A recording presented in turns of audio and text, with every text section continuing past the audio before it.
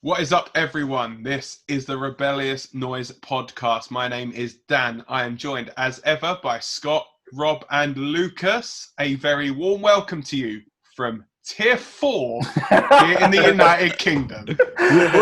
Yeah, that's right, guys. In this part of the world, Christmas, unfortunately, is cancelled. But with that being said, we are here not to talk about Christmas. We're here to talk about another event with the letter C in, and that is TLC. Smooth as ever, mate. Yeah. Smooth as ever.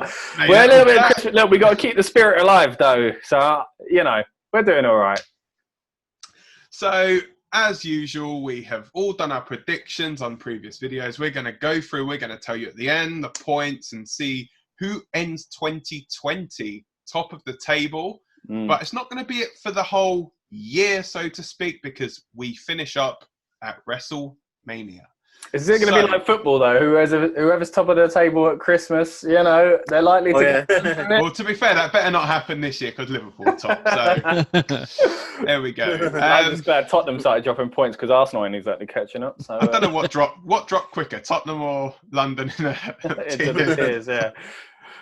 So anyway, we are here to talk all things TLC. And as ever, we will start off with Scott's Cooking Time, the kickoff show, which featured an 8-man tag team match. Big E, Daniel Bryan, Otis, and Chad Gable, not Shorty G, taking on the Intercontinental Champion Sami Zayn, King Corbin, Shinsuke Nakamura, and friend of the show, Cesaro. Now, I saw zero of this, so I'm going to let you guys just take this away. And yeah, what happened, boys? As you said, it was cooking time, so I didn't see a lot of it. From what I did see, the note I did put on, because especially at this point, from what we said on the predictions about it being a dangerous show, so close to the Mania build, my note was, is this really the show to use everyone on? Like the pre-show, Manias and Rumbles, they throw everybody on it to get them on the card. Is TLC really the one where they needed 8 people in a pre-show? At least it wasn't extreme. And nobody got injured. But from what I saw, it was pretty decent. And obviously, it's sending Big E and Sami Zayn in a certain direction. But not much else to say on it. Yeah, I didn't tune in at all. I had to I woke up at 5 o'clock this morning. So I watched the first part of TLC, went to work, come back from work and watched the next part of TLC. So I skipped the pre-show. But I'm interested, Scott, what did you have for food this time? Well, actually, I had mini chicken fillets in a burger, and another, just like last month, Chicago Town mini pizza as well. So, and a few French fries as well. It was are you plugging Chicago Town enough so you get sponsored by them? Is that what you're doing? No, because even on Talk of Beans, I always tell Tom off for dropping brands, because we need that money. We can't be giving it away for free.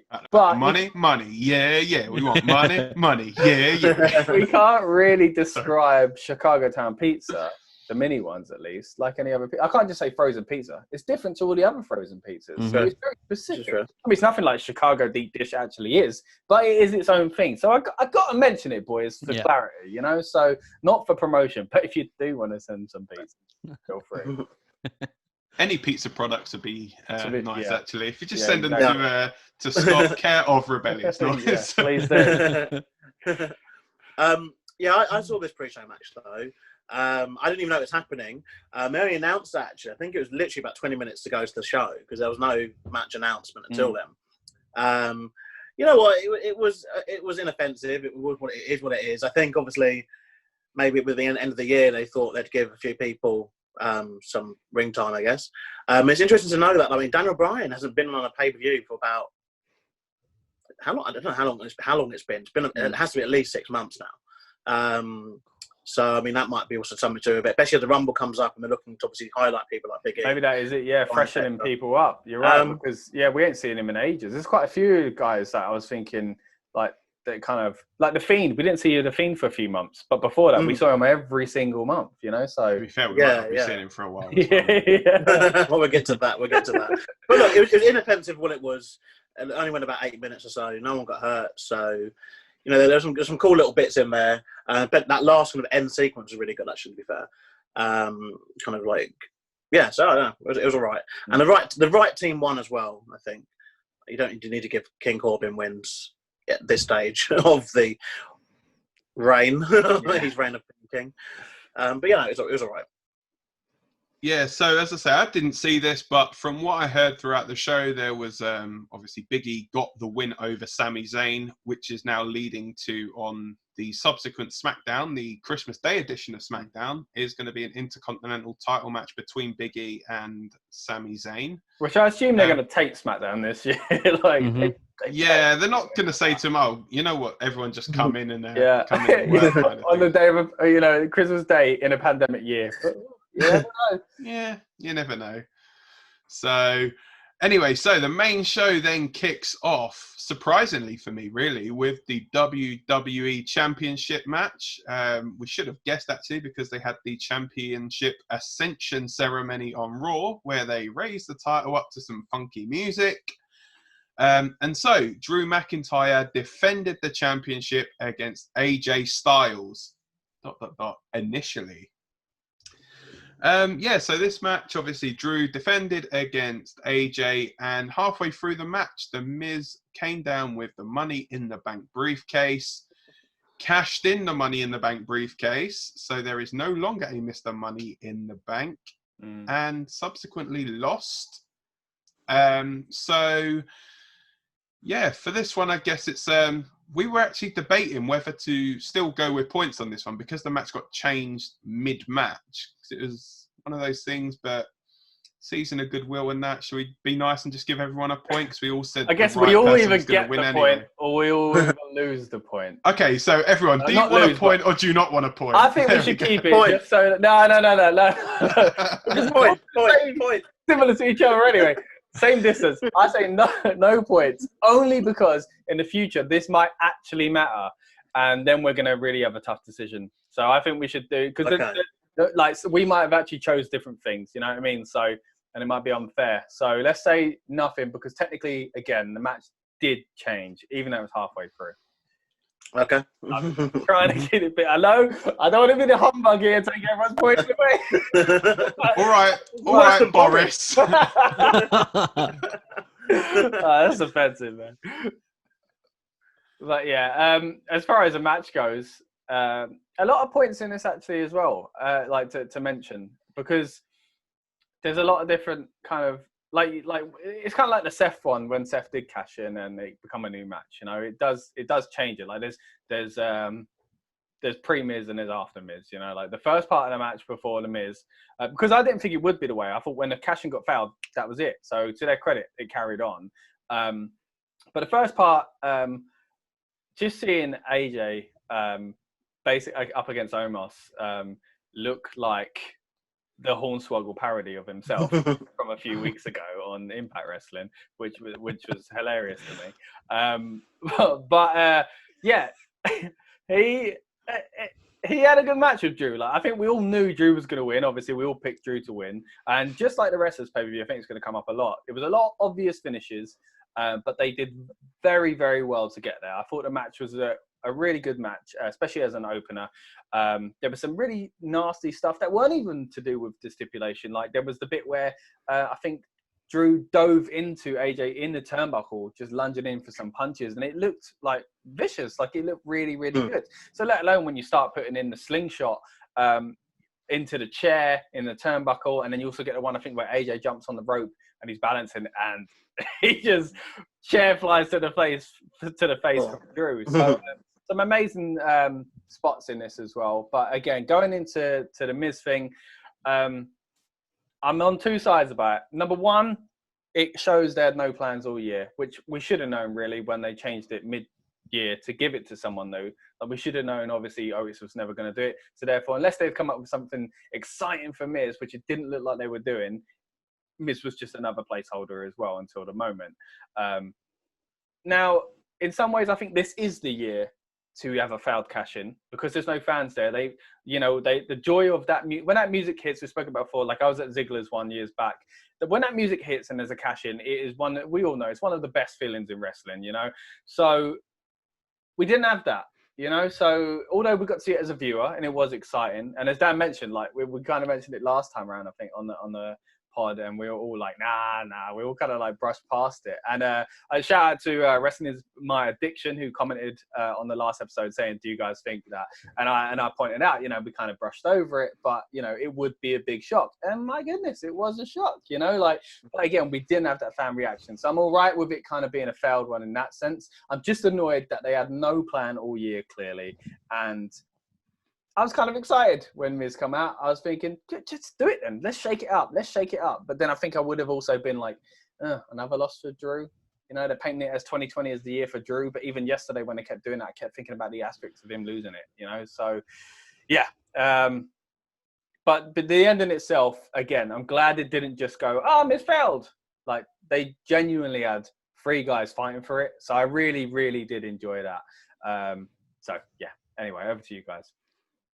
It was nice, though, I think, the way that they actually like did the whole thing with Miz as well. It was like, it wasn't just a case of, he's just going to come in. And I think if he was going to, in my opinion, I think if Randy Orton hadn't won the title, like back when he won it, was it Hell in a Cell? Orton won it? Yeah. If it wasn't at Hell in a Cell when Orton won it, I think there would have been more like hype about it when Miz came out, because you're thinking, could this be the end of Drew's reign? Yeah, exactly. You know, I don't think going into, as soon as Miz came out, it was just going to be a case of like, yeah, maybe. One spot that I did like was when Morrison smashed Omos over the back with a chair, and the chair's literally just exploded everywhere. Obviously, yeah. So anyway, I'm going to pass it over to Rob and Lucas. I just wanted to just throw that in there, really. So, the match itself, Drew versus AJ, I really enjoyed. I loved it to the moment when Miz come out, and then we thought he cashed in. We thought it was. I didn't think he was going to win it, but there was a part of me that was thinking, he's going to have a chance. He's going to go for it. It'll be like fingertips. Then they kind of went in a different direction, which Miz kind of got eliminated from the match for a bit. Then come back and you had the 3 of them fighting at the top of the ladder, which I really loved. But what annoyed me was if the Miz was never going to win it, should have kept it on Otis. Because I know as bad as it is, what harm did it physically do? Like he could have lost, because this seems to be decided last minute anyway. So he could have sympathetically not cashed in. He could have failed sympathetically. You know, that doesn't usually happen with failures. It's usually like, you failed, heel. You know, so babyface failing because he's, you know, maybe his, you know, former tag partner screws him. That would have been perfectly acceptable. You're right. If the person's gonna fail, why can't it be Otis that fails? Yeah, and I mean Otis with this new Chad Gable thing. I mean, I'm slightly enjoying. It's a bit odd, but you know, they're making do with what they've got. But imagine if they kept the Money in the Bank on Otis, and then they were doing all this stuff with Chad Gable pushing him as like a manager role, which you're doing anyway, for him to efficiently lose it anyway. It would have been a great build. After that, they've then got a story to build between. Could have been Gable that screwed him as well. Yeah. Exactly. It's something extra. So I just think they absolutely demolished the idea of a good failed cash-in and just gave it to The Miz because he has more credibility.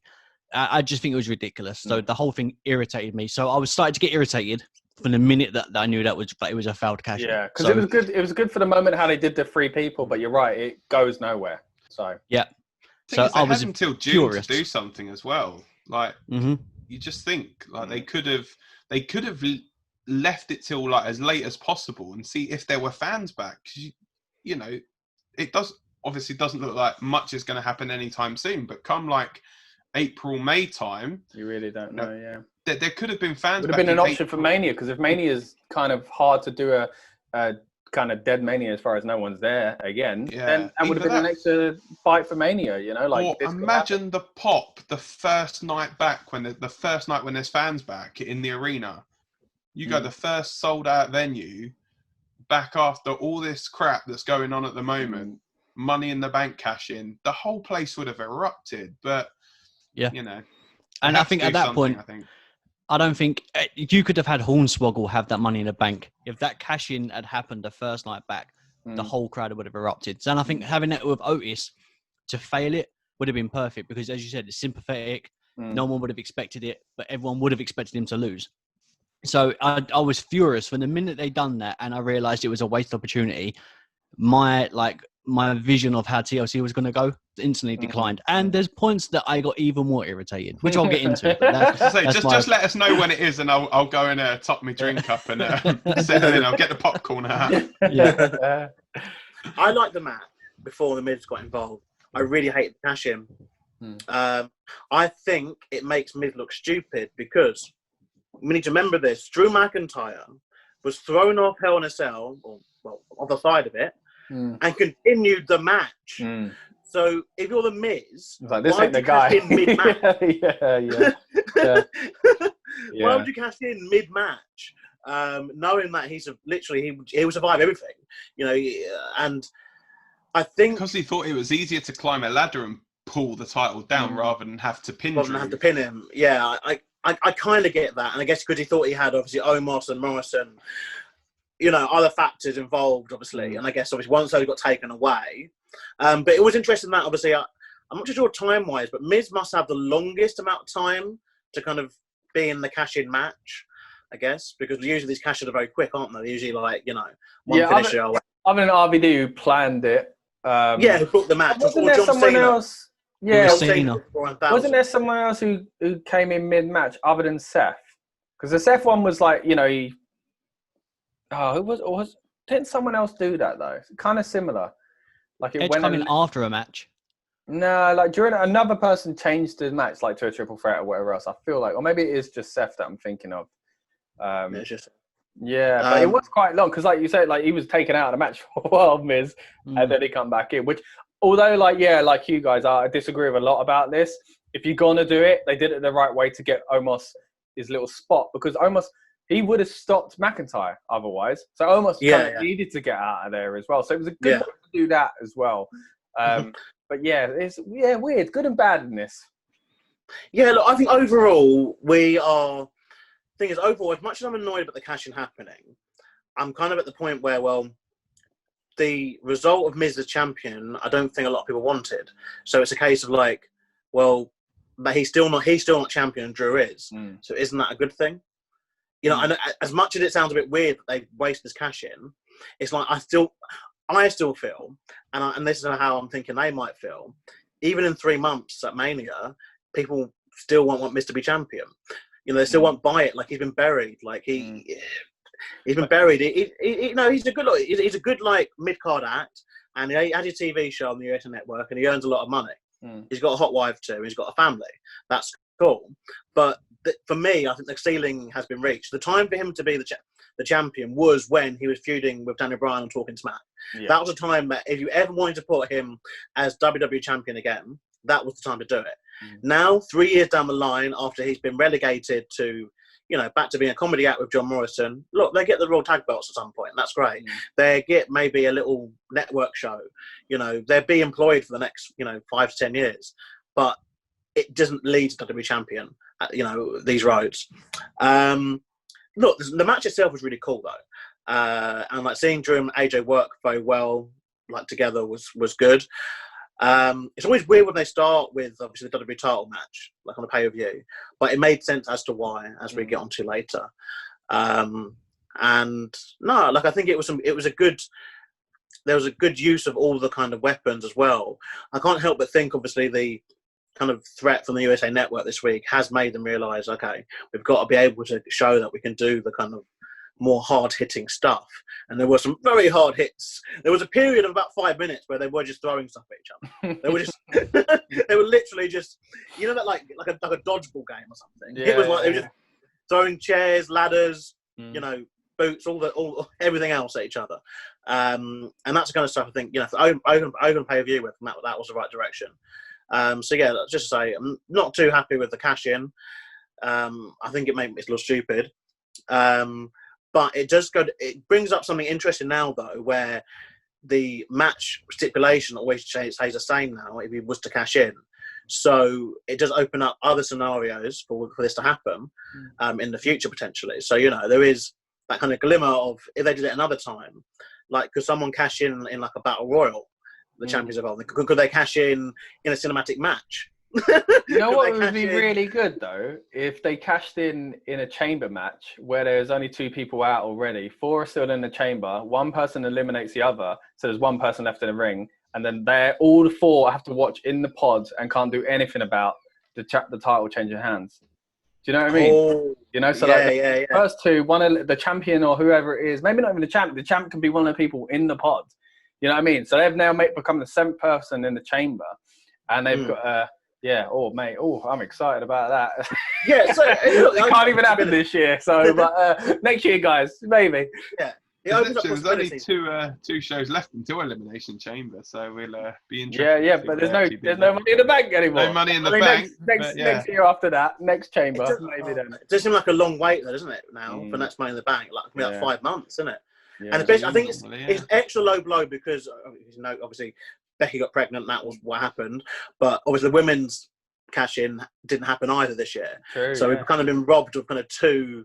You know, because at least sometimes, how they've done it when they've had 2 is if one fails, the other one wins, or, if one gets lost or whatever, the other one wins. So it's like that you can counterbalance it. So it's like a case of, okay, you get one but not the other. But this year it's been like a double blow where the first one was taken away the night after, and even though it's a fantastic moment, which still tugs at some people's heartstrings a little bit, Becky giving the belt to Asuka. It's still a bit like, it's literally one day of that briefcase existing, and now the women have to wait. Well, they have to wait, obviously, like 6 months now. Just already. Like Christmas for us. We've got to wait a whole year again. There we are. Boris also counts on Money in the Bank. That's what he did. There's only 369 sleeps to Christmas. Get him. He's been on a booking team, that's for sure, man. So no points then for us for that one. Because we got the Grinch over here saying that none of us are allowed a point. So. Sorry. We then move on to the SmackDown Women's Championship. Now, this was a bit of a contentious one as well because of point-wise. So me and Scott both correctly predicting the boss Sasha Banks was coming out still your SmackDown Women's Champion, defeating Carmella. Rob, you said this match was going to be a no contest. So, for that, it's a deduction of a point, mate. I'm not just furious. I don't mind a point deduction, but I'm furious. There was a DQ there, right? And it should have counted. And I told you I'm getting more angry as the TLC goes on. There was a DQ there, and it didn't count it. I'm furious. What was that then? What was that? Reginald pulled Carmella out, and you see it blindly. Yeah, all right. But then even so though, you wouldn't have got a point because you said a no contest. That would have been a DQ, and then but I would have willingly taken that.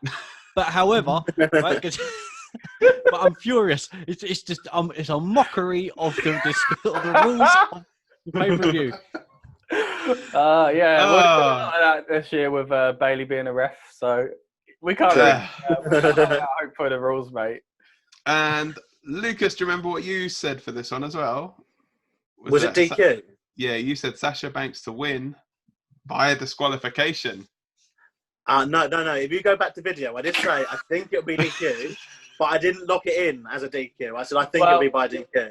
We were saying, so me and Dan were discussing this off air, and we were saying that the technically bonus point for a DQ is more if you say the champion will lose, but they'll keep their title. So that's it. So you're fine there anyway, Lucas. Don't worry. Okay. It's more that you're a bonus point if you're saying, look, because you were basically saying that the champion would win by DQ.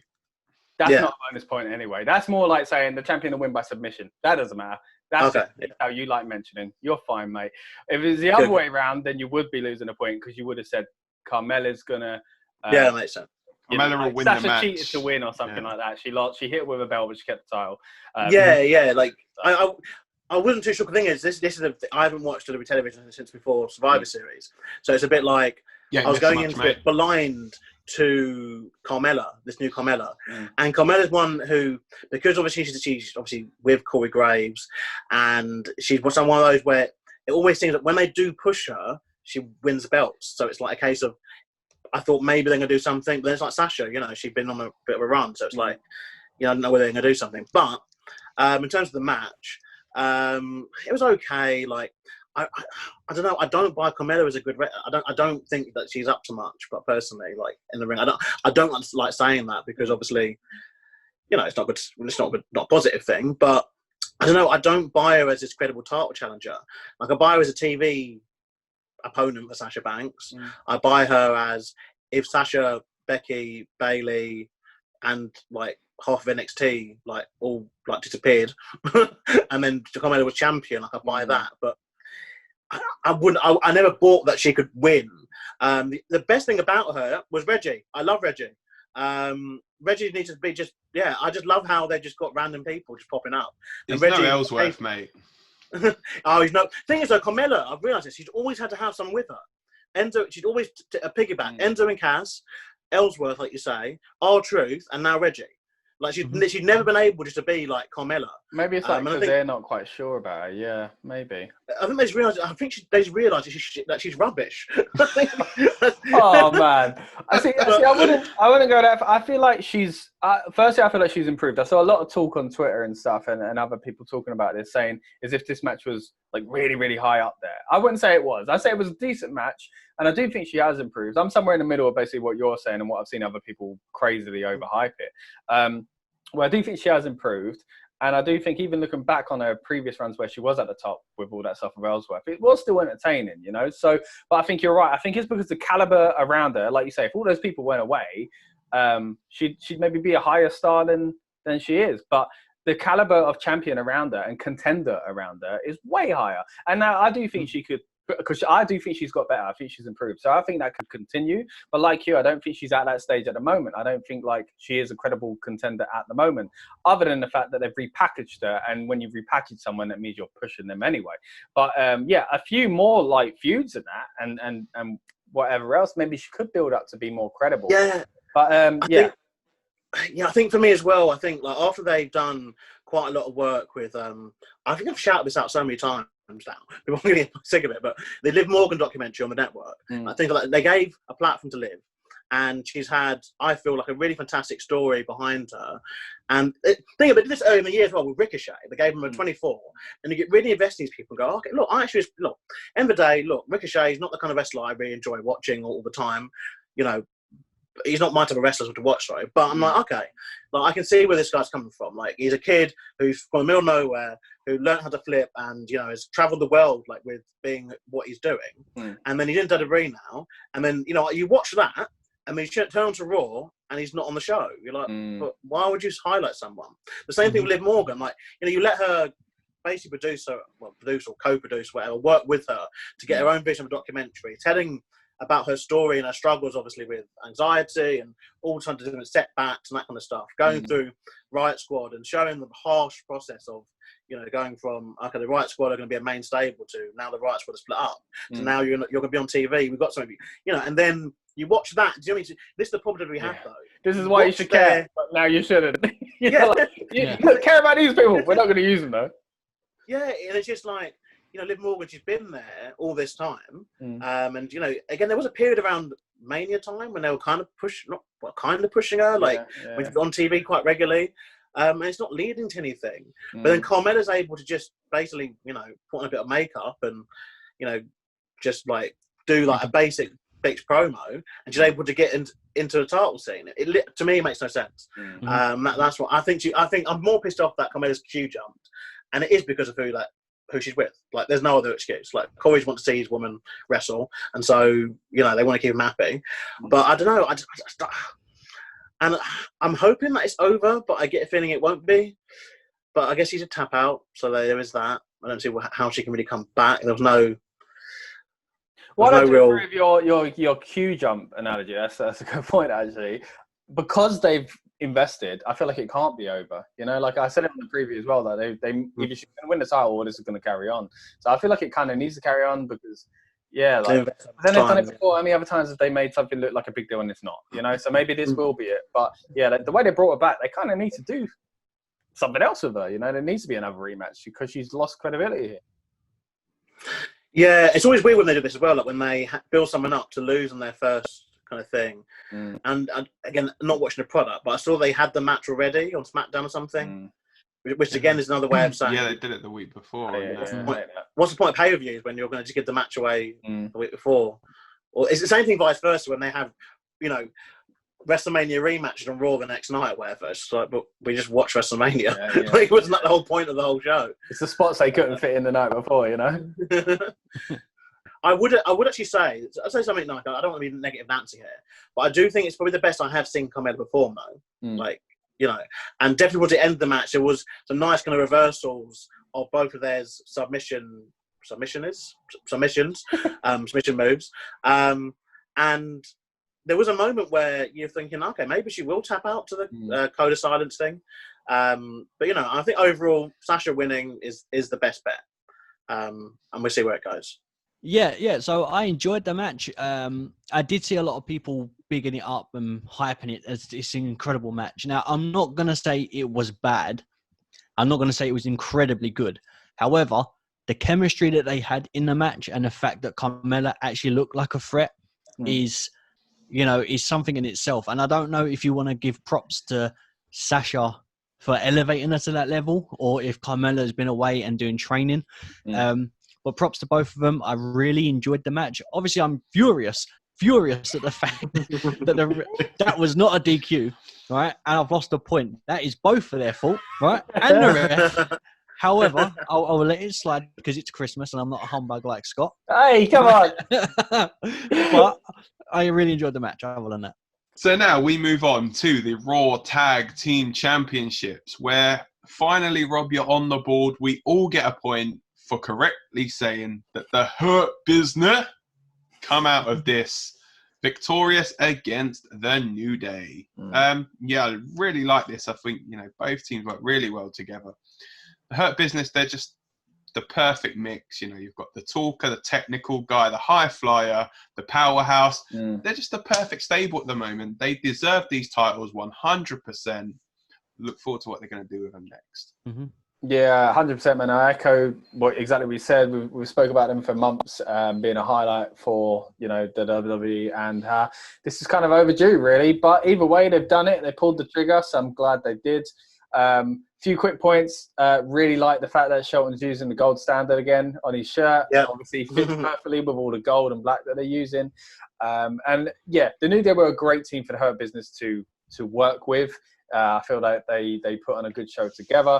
And I think the two of them, as far as Shelton and Cedric, work really well together as well. So like you said, Dan, like different kind of styles and things like that, but it meshes really well. Like Shelton is good for Cedric. I think he's a good person to learn from.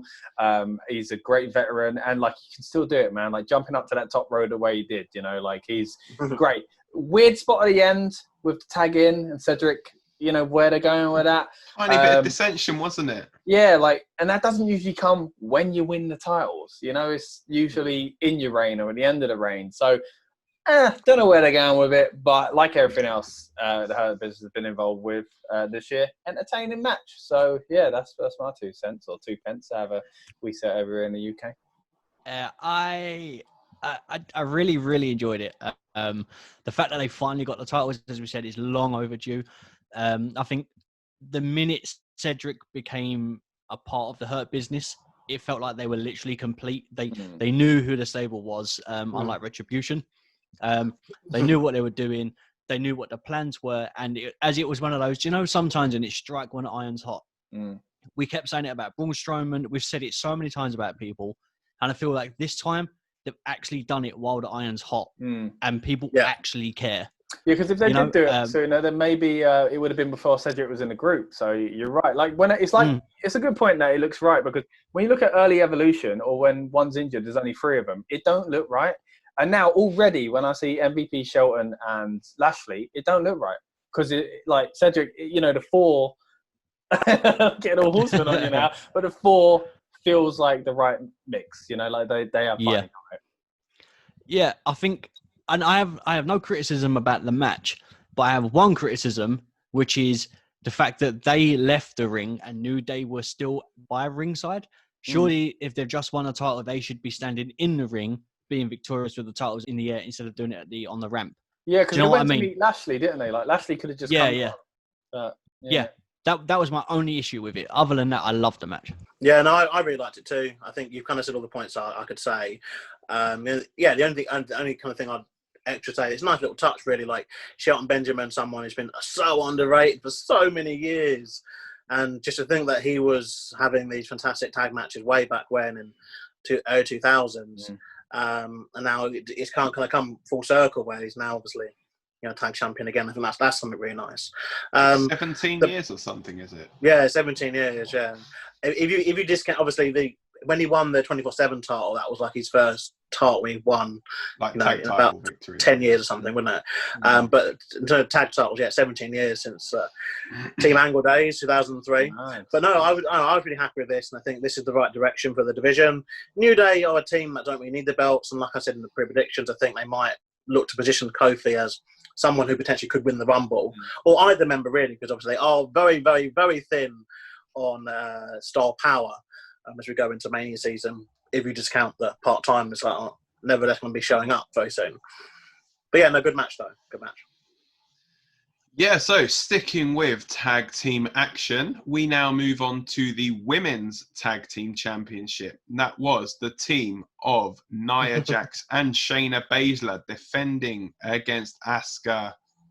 And it's supposed to be Asuka and Lana, but Rob, you've dodged a bullet, mate. Because this match got changed, so no one gets a point. So it means that, yeah, we see the return of Charlotte Flair.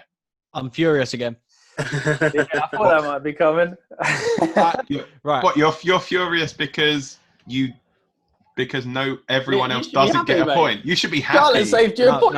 No, I don't care. Right. I have statements to make. Here we go. Right. Truth bombs again. Right. Yeah. You have a team of iconics and you split them up, and instead you bring back the Riot Squad that haven't really done much. Granted, they're still a tag team. They're more credible as a tag team, not individuals. You split up the iconics for the Riot Squad to come back. Useless because they've done nothing since. Then you put Nia Jax and Shayna Baszler together. Why? And now you've got Asuka and Charlotte Flair.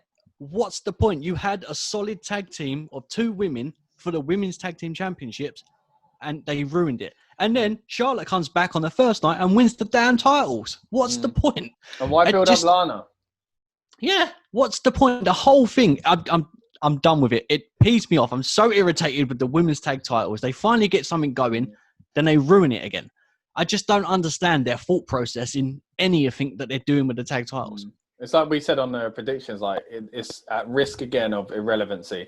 And that was when it was the original match, But now, like, it isn't just hating on Charlotte because it's cool to hate on Charlotte. Charlotte is fantastic. She's incredible. She's very talented. Has she got a few extra steps that maybe others wouldn't have got at certain times? Maybe. But this isn't saying she's not amazing, because she is. And it's not saying I'm not happy to see her back, because I am. But when Lana got taken out and we were chatting, obviously off air, and Dan sent that message saying, maybe Charlotte. And I think I said, no, like, it's not the way to bring her back. That didn't mean I didn't want to see her back. And that didn't mean... I think more surprise Rumble entrant or something. Yeah, like, my goodness, why here? Why is she the tag champ? Why? That's not even this. That's before you got into the whole, does Charlotte really need another title? Now she's, what do you call it? Grand Slam. Great. Slam. That's good for Charlotte and someone of Charlotte's caliber. 100% should become a Grand Slam champion at some point. But this weren't the time, man. Like, why her and Asuka? It doesn't make any sense. Like, why'd you build up Lana? Saying that, the match, there were things in it that I thought, you know what, Charlotte and Shayna. But again, it reminded me, I'd rather see that individually, 1-on-1, Charlotte versus Shayna. How good would that have been, especially if it was made about a year ago when Shayna was on fire. And Flair in the back. Why do we need Flair in the back again? We know. That's his daughter. We know. Like, why? If you don't want people to think she's resting on her laurels on what her dad's done, Stop doing it. Stop showing it. Like, there was that time when they dropped the Flair name, I guess because of that. Then they brought it back. I'm fine with it being back. I think it works better. Hate these one-name things anyway, But, my goodness, like, yeah, I wasn't even that angry still till Rob started talking. Sorry. But, yeah, no, it just infuriates me. You're right. Like, I get it. They should have come back. I still don't understand where her losing in NXT make sense to her coming back. Tell me. I need that answer. We're gonna get that answer. I'm annoyed. It's infuriating me even more. It's because they've not thought about it yet. They don't know themselves yet. It's just probably Vince said to Triple H, "Yeah, just go out and say this, and we'll figure it out on the night. Don't worry." At least the other team wore the same colours. That was nice. Yeah. And also as well, Asuka has made a bit of history as well, becoming the first woman superstar to hold tag team titles with 2 different partners in WWE since Velvet McIntyre, no relation to Drew, in 1984. And she is also the first woman to hold this version of the women's tag titles with 2 different partners. So there we go. Congratulations, Asuka. Throw over to within 12 months. Was it last year that Kabika was champion, wasn't it? Yeah, I mean, This year, wasn't it? With the it was still was it just start because she was Asuka 2 belts, wasn't she, at one point? Yeah, she is again. Becky left in March, so yeah, fair enough. No, look, I mean, I wasn't aware of as many of these. Apparently, there was a lot of rumours about Charlotte the whole week, but they seem to have passed me by. So I was kind of blissfully unaware of Charlotte. And it was only when doing the DK predictions, when people mentioned Charlotte Flair, I was like, well, Charlotte? Okay, fair enough. Yeah. But I was pleasantly surprised to see her. But the minute her entrance music hit, you knew she was winning. Which obviously is one of those situations, you're watching it going, and any time Nia or Shayna got like a big move, you're like, well, it doesn't matter. It doesn't matter. They're not winning Charlotte. Not wheeling her out. They're not bringing Charlotte out, for her to lose on their first night. She's not one of those. She's not Carmella. But I think on your point about the NXT thing, I think that basically Triple H probably wanted Charlotte back in NXT. But obviously now it's come to the stage where, like we said, the ratings are in the tank. Like they are looking for new people, and it is to a degree they just build things up for a few months and they abandon them. And this is an example. They built up the Shayna, Nia, Lana thing for ages, and have, because obviously they probably looked at the ratings or looked at maybe social media, gone, it's not working, get rid of it, scrap it, here's the new idea. The new idea is now going to be Asuka and Charlotte as a kind of super team that will inevitably break up to then obviously end up teaming and end up obviously playing each other. When the rumours were going around, I thought, oh yeah, I'd be cool if Charlotte comes back but doesn't win it, she turns heel. I'd be happy with that. That would have been so cool because it would have been the excitement of, oh, she's back. Oh, and double the excitement of, oh, this is where they're going with it. Rather than, again, another mashed up team together that we don't. What's annoying about Charlotte being a face is that you always know she's going to turn on someone. She's literally at the female Big Show at this point. Like, you just know it's coming. You just know it's coming. Like from when she teams someone is smiley, happy. So you just know her whole gimmick rating is only her matters. Only the Queen and all that kind of stuff matters. And we get that, but it's not the person you cheer for. Yeah. But this is wrestling. We cheer for stalkers. But you're right, and we don't need tag titles on them for months because this is just the beginning of whatever's going on. So maybe it'll end at a Rumble or something. We don't. Also, I mean, Flair being there, like, I'm more annoyed from a kind of social like safety responsibility factor than him actually being there. Have him on Zoom. Like, does he need to be in the building? He could be one of the screens in the background. He could be the middle screen going, oh, hey! Well, they were doing that with Goldberg, who's in his 50s and much fitter than Flair is. To be real, they had him in the crowd. It would have made the Thunderdome exciting. You never know who's going to show up on the screen, but nope. Yeah, but you don't need to have a 70-year-old man with a heart attack 2 years ago and has already been punted in the head this year. And I'm so proud. I'm so proud she's won these irrelevant titles. I am so proud. It's becoming like the 24/7 title soon. You've got to be careful with this. Yeah, it's so hot potato, isn't it? And like they don't.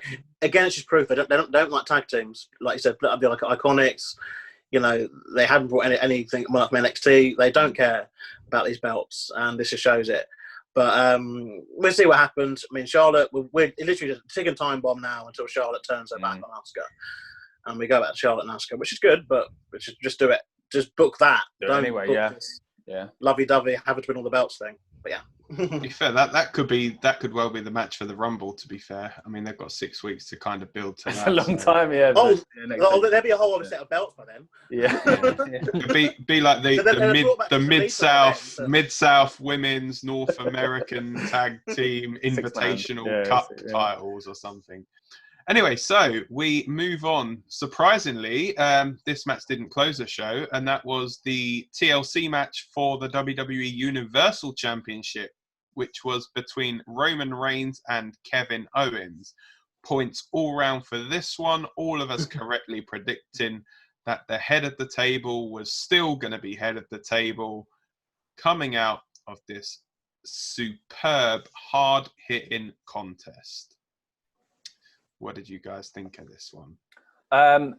Quick shout out to another match we missed there, Dan. The 2020 advert. That was very, very cool. 2020 get beat up. Really like that. Some great editing work there. But yeah, no, for this actual match, yeah, good. I love the start. Reigns getting ambushed because Owens, like, you might think that's kind of heelish, but like Owens needs to just any tactic he can, and they did that perfect story of like every time he's nearly doing it, here comes Jey Uso. You know, and he's getting Jey Uso out. Oh, here comes back Roman Reigns. So really, really enjoyed that. And yeah, all the spots in it as well. Crazy stuff with the chair, just like we did in the first TLC. A lot of chairs being thrown around, stuff like that. A lot of tables, because they were running short at this point. So we needed to see table spots in the TLC pay-per-view. And yeah, we got quite a lot. I actually thought when things were going mad that the fake crowd noise sounded better atmosphere-wise than it had done. Like, they'd almost like done well. I hate fake crowd noises, but like if you're going to do it, it sounded all right. And then later on, I was thinking, no, this is crap again. Like, there were so many points I was like, yeah, this is too much. No one would be making this much noise at this moment in the match, you know? So, but yeah, some real vicious stuff. Like, I love a fisherman suplex anyway, but doing it onto an open chair, woof, that was cool. And again, another one where we 100% knew Owens weren't winning it, but they did a very good job of making it entertaining still. So credit to him. I do think this is the most predictable pay-per-view of the year, but somehow was still, because of the action and what the wrestlers did themselves, still a very, very entertaining pay-per-view. I think TLC helps that, though, I think. Yeah. The stipulation helps that, because always, even if you don't get the finish or they're spotches or whatever, they're always kind of fun matches to usually watch, you know, even if they can be very messy. This one, though, I really liked. I felt that, yeah, it was the right thing to be done, particularly after Survivor Series obsession with everyone getting pulled to the entrance. It was nice to see a jump start and, you know, the match going to start really, really hot. Obviously, Owens is fighting an uphill battle because no one thought he was going to win. You know, literally no one. But he still made him look really good, which is... Yeah, it made him look really, really strong with this. I didn't think he came out looking strong. They look really, really strong with this. And Reigns, you know, we spoke about maybe he won't take many bumps before in the predictions, but he actually did take quite a few. And some interesting use of the objects too. It's hard because obviously there's so many of these matches. You know, this is another. It's not WWE's fault, obviously, that their company's successful. I guess they continue year upon year, but obviously, you know, when we're going back to like the first kind of couple of TLCs, but now we're in like the 20, 30 iteration of these matches. You're like, you know, how many more ways does someone go through a table or use a chair or use a ladder? But they're still finding ways, which shows it's a very creative kind of roster they've got at the moment. I love Jey Uso in this too. I think the story that they've got going there is really good. And also some really good stuff. You know, I think I liked at the end. Again, this is really benefiting from the no fan era, really. That Reigns obviously is doing the kind of you know, just talking like to his opponents, basically. You know, just and again, you couldn't get this if there was the crowd. You'd have the typical kind of chant and that exists. And obviously there is the Thunderdome noise, but obviously they're able to manipulate that, aren't they? So that when Reigns is saying these things, you know, you're able to hear what he's saying, and it's like you can see in a way that maybe he's fighting his inner self. But I love it. I love how violent it is as well, like how violent that side of Reigns is. And in particular, like Owens showing that fight, like to kind of trying to get back into the match. The pop-up powerbomb was incredible on Jey Uso as well. Like, you know, one on Jey Uso and the one on Reigns, to be fair, for the table. They both went through them with those. But yeah, right winner in the end. Yeah, enjoyed it. Yeah, and good thing, obviously, points all round, isn't it? So, so for me, I really enjoyed it. I think it was just a tad too long. Like, it got to a point where I was like, come on, like, just get to the finish now, guys. Like, I appreciate everything that you're doing, the bumps you've taken, but we know who's winning. Stop dragging it out. Like, I got to a point when they were getting up to the ladder and I was thinking, right, they're finally going to pull it down. Then there was another bump. And I was like, oh, just come on, like, get it out. Just get the, you know, pull the title down. Yeah. But I tell you, I really enjoyed it. I think the thing that really sold it for me, there was two sets of desperation. There was Owens desperate to prove a point and become victorious, but then there was a point with Jey Uso being that desperate that he's willing to put his whole body on the line to prove a point for Roman. So the fact that there was those two stories going on at the same time, but they kind of intertwined with each other, was done so well.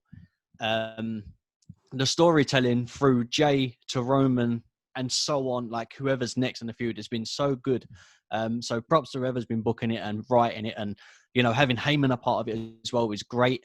And I think as well, the fact that Roman is a smaller guy compared to Brock, that it's more believable that there is a chance that Roman could actually lose at any moment.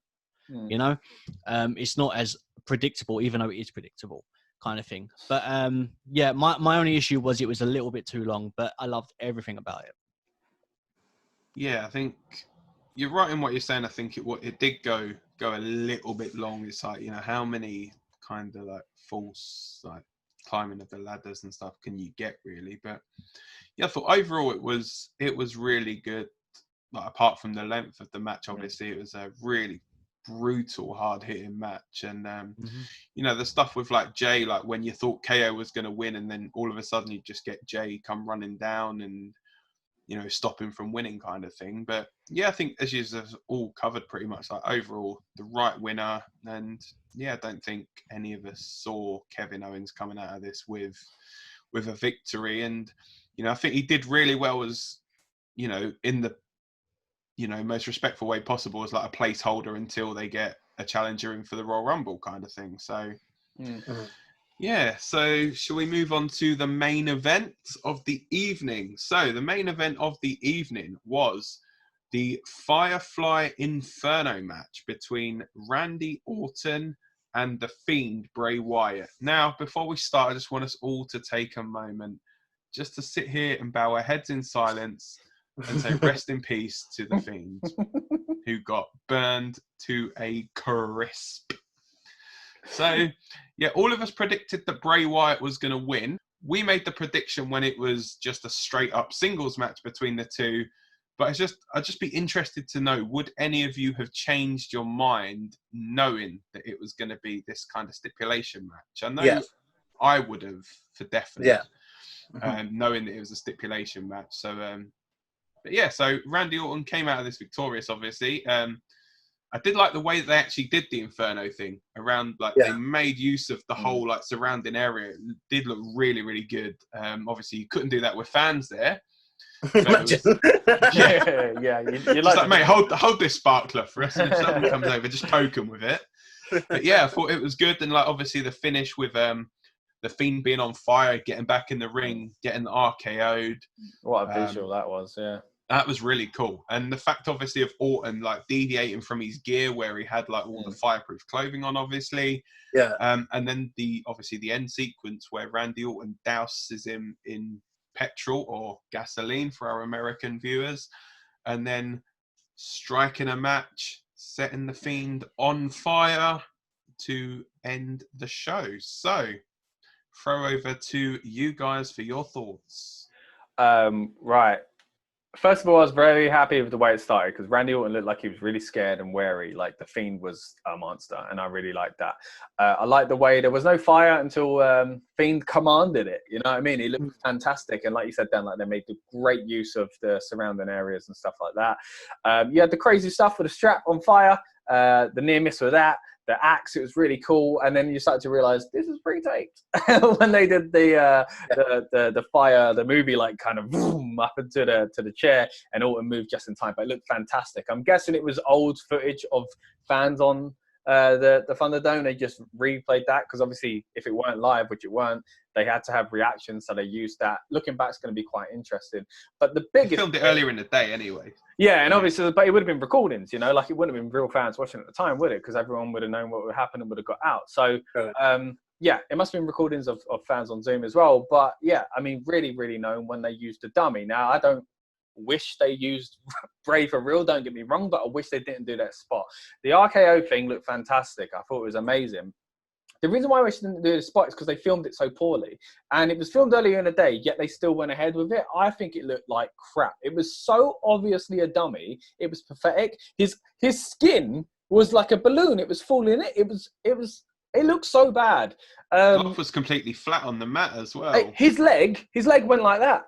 His leg was all over. It was like they punched bloody newspaper into it to make his legs. It looked terrible. Like, do it from afar, it would have looked fine. When it started burning, you saw his face and the mask all burning. It looked fantastic. Don't get me wrong. I completely get why they did it.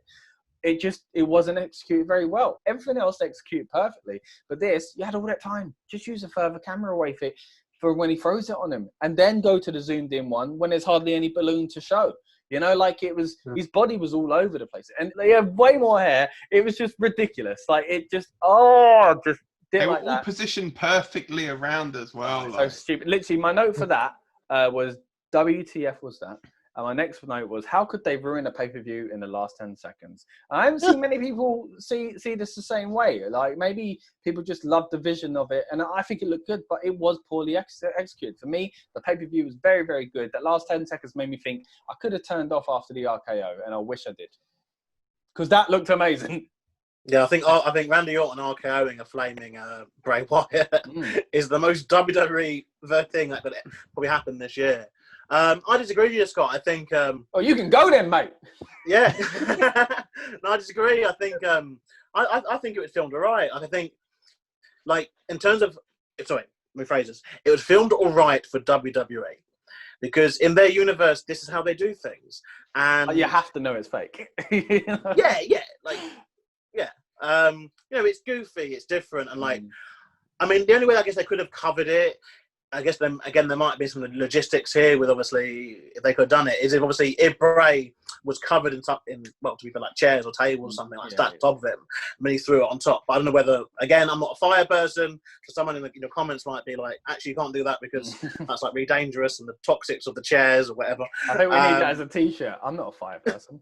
I'm not a fire person. I've got zero experience of fire. But look, I thought it was a cool. It's one of those where it's just a cool visual, and they're after that kind of stuff, I guess. Like now, and it being shared about, and it's only in WWE is murder like acceptable, like actual thing. It could Randy Orton have won the match, with obviously reversing the mandible claw and obviously the coat thing on fire. He'd won the match, and they made no announcement of that either, because me and my friend who were watching it were just like. Messaging, not together. We were just like, oh, so is the referee not going to ring the bell? Like, yeah. And then obviously Randy Orton did the thing afterwards. But yeah, I'm right with you. I think the setup of it was good.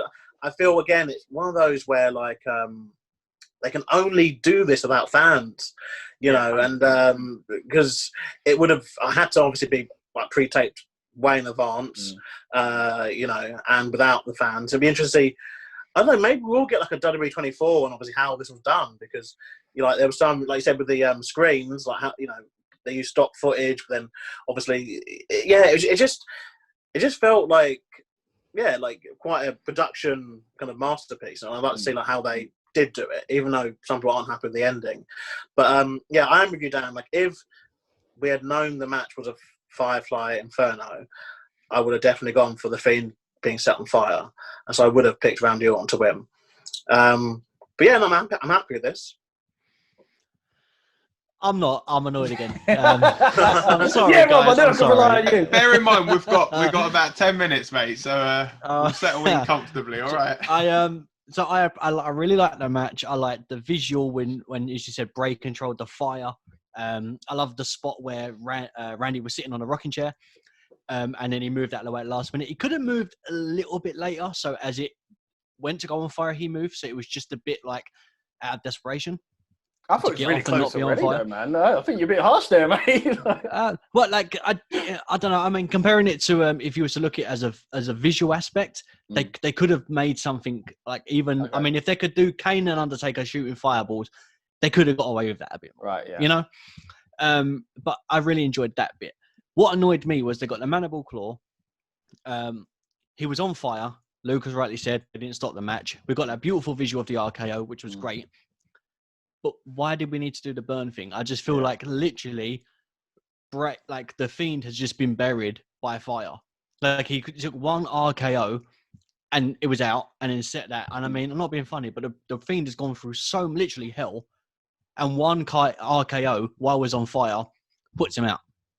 It's like someone turned his level settings down on a WWE game just so he could. Yeah, you're right. I mean, he couldn't. It's the fact he so couldn't annoying. move was a bit over the top as well. Yeah. Yeah, and he didn't move for a good couple of minutes. Yeah, like it was like he wanted to die. He rolled him over. He was like, I ain't getting up. Just kill me. So I don't get it. Like, what's the thought process? You know, like, if you're building him as a monster, make him look like a monster. Let him get straight back up again and let him get beat. Even though the match was over, make Randy become literally the legend killer, which is also on the back of his jumper, by the way. You know, and let him just demolish him and then do that spot.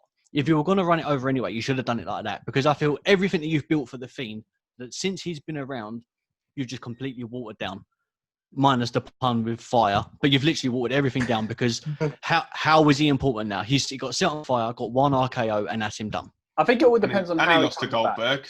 How he comes back. Well, there you go. Is this a rebirth? Are they going to do something else? Or is this Ray's eyes back, but forget we even did that? You know, like, is the Fiend back straight away? Like, same makeup, same mask, same everything. Who knows?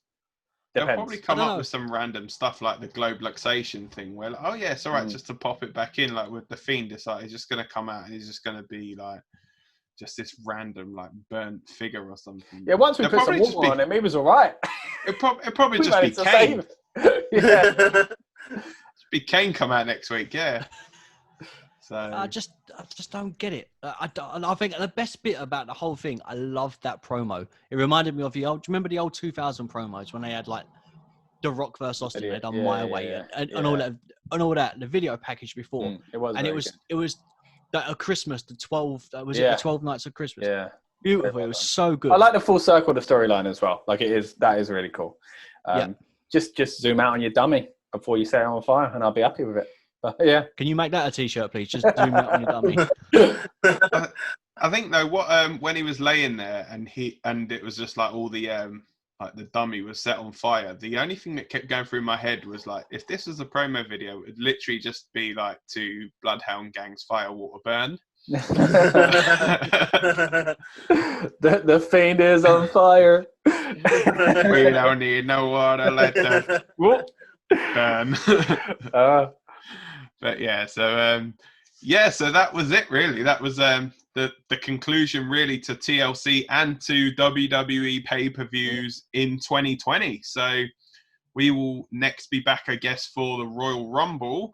But before that, we are now going to throw over and see who is top of the table going in to 2021. Now, with just over 21 points is Lucas on 24. And then it's really, really tight at the top. I sit currently in 3rd place on 32 points. Rob, you are on 33 points, but Scott is back on top of the table with 34 points. It is all to play for.